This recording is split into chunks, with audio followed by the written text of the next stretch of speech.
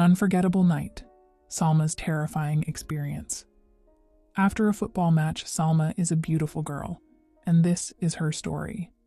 Back in high school, Salma and her close friends had a weekly tradition, attending football matches every Friday night. The stadium was always filled with excitement, and Salma loved being part of the lively crowd.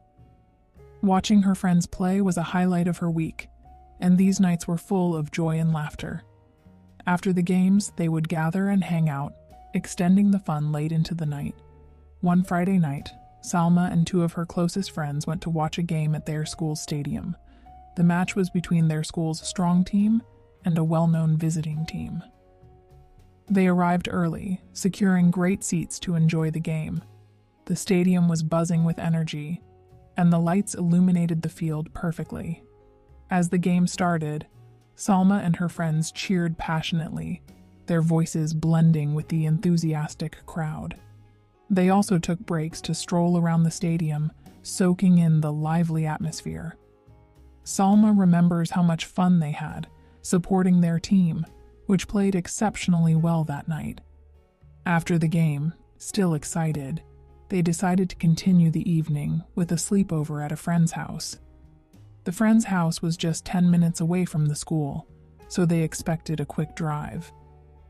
Salma, driving that night, navigated through the congested streets, which were unusually packed with cars. After about 10 minutes, they noticed something unsettling. A small, black car seemed to be following them. At first, Salma thought it might be someone from school playing a prank, but as they continued, the car remained close behind. The road was dark, making it hard to see who was inside, and the tension grew with each passing minute. When they reached their friend's house, the car stopped right behind them, which was alarming. Salma thought it might be someone from their class, but the situation felt increasingly strange. As they got out, Salma cautiously approached the vehicle to see who it was. To her surprise, a man in his 30s stepped out, someone they didn't recognize. A wave of fear washed over them. Instead of heading into the house, they quickly retreated to Salma's car. The man continued to approach them, and as he reached for the back door handle, Salma, in a panic, locked the doors and floored the gas pedal, speeding away. Her friends watched as the man returned to his car, but Salma didn't slow down. She took a sharp turn onto a secluded road, trying to lose him. The path was dark, bordered by trees that cast eerie shadows, but all they cared about was escaping. Finally, they managed to lose the car and return to Salma's house, where they caught their breath and tried to calm down. After some time, they eventually headed to their friend's house, still shaken, but relieved to be safe. Salma concludes by saying that this was the craziest and most terrifying experience she ever had after a football match. A night she and her friends will never forget. An unforgettable night. Beware of what might be waiting for you after a football match.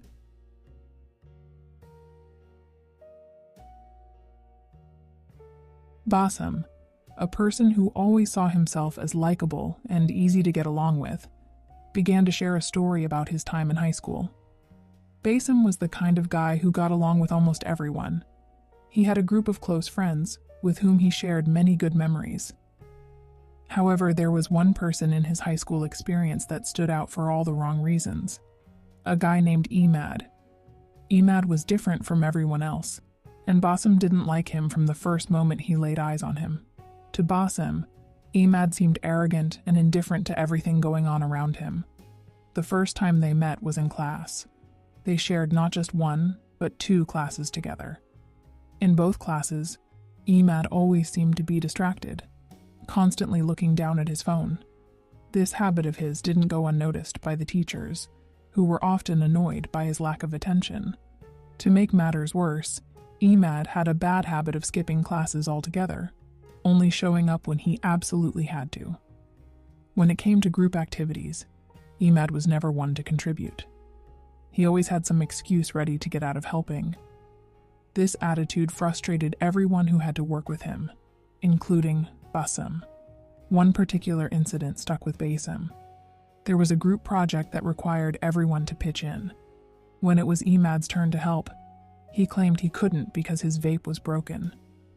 Basem couldn't believe what he was hearing. It sounded like a bad joke, but Imad was serious and didn't lift a finger to help that day. Despite trying to avoid Imad as much as possible, Basem noticed that Imad had somehow managed to become friends with some of Basem's other friends. This bothered Basem because he knew deep down that Imad would only bring trouble. One day during lunch, Basem joined his friends at the school cafeteria, only to find Imad sitting with them. As soon as Basem sat down, Imad made a snide comment about Basem's old Nike sneakers. It was clear to Basem that Imad was trying to show off and make himself look better by putting others down.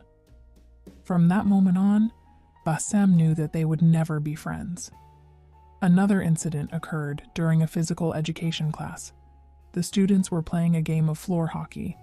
Basem was the goalie, while Imad was on the opposing team. At one point, Imad attempted to score, but Basem blocked his shot.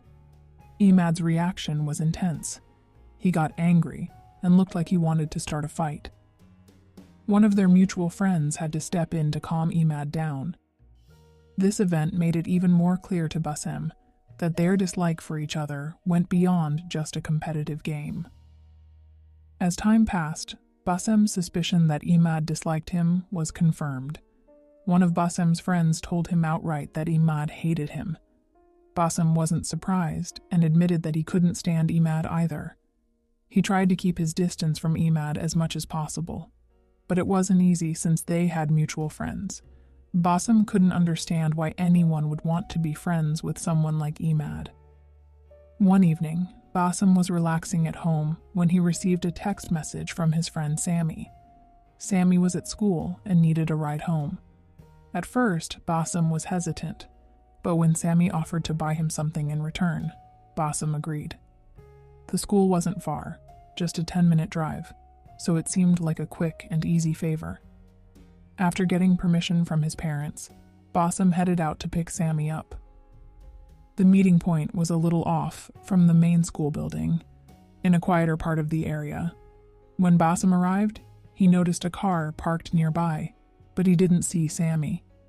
He sent Sammy a message to ask where he was. Before Basem could get a response, he heard someone calling his name. He turned to see Imad standing nearby, asking him to get out of the car. Basem was annoyed to see Imad but curious about what he wanted, so he got out of the car. Imad walked up to Basem, getting right in his face. It was clear that Imad was looking for a fight. He pushed Basem, who calmly told Imad that he wasn't there to fight and was just picking up a friend. But Imad pushed him again. This time, Basem pushed back. At that moment, Basem noticed someone else approaching from behind Imad's car. He didn't recognize the person, but assumed it was one of Imad's friends. The new guy started insulting Basem, and it quickly became clear to Basem that this wasn't going to be a fair fight. Imad wasn't alone. He had brought backup. Basem asked who the guy was, but before Imad could answer, the guy pushed Basem from behind. Acting on instinct, Basem punched Imad in the face. But before he could react further, the other guy hit Basem hard on the back, knocking him to the ground. As Basem lay on the ground, Imad and the other guy began kicking him. Realizing he was in serious trouble, Basem waited for an opportunity and then made a run for it. He sprinted toward a field near the school, heading into a wooded area. He could hear Imad and his friend chasing him, but Basem was faster. He managed to hide behind a tree, staying quiet as he listened to them searching for him. After about 5 minutes, they gave up and left. When Basem returned to his car, he saw that both his and Imad's cars were still parked where he had left them. He drove home, his mind racing with anger and confusion. As soon as he got home, he called Sammy, demanding to know why he wasn't at the meeting spot. Sammy explained that he hadn't known Imad planned to ambush Basem. He didn't even know who Imad's friend was. Imad had asked Sammy to send the message, claiming they wanted to talk to Basem. Basem found it hard to believe because Emad had never shown any interest in being friends before. While Basem believed Sammy, he couldn't help but feel betrayed by the whole situation. For the next few days, Basem didn't see Emad at school, which was a relief. Eventually, Emad seemed to disappear altogether. Basem didn't know whether Emad had been expelled for skipping too many classes, or if he had transferred to another school. Whatever the reason, Basem was glad to be rid of him,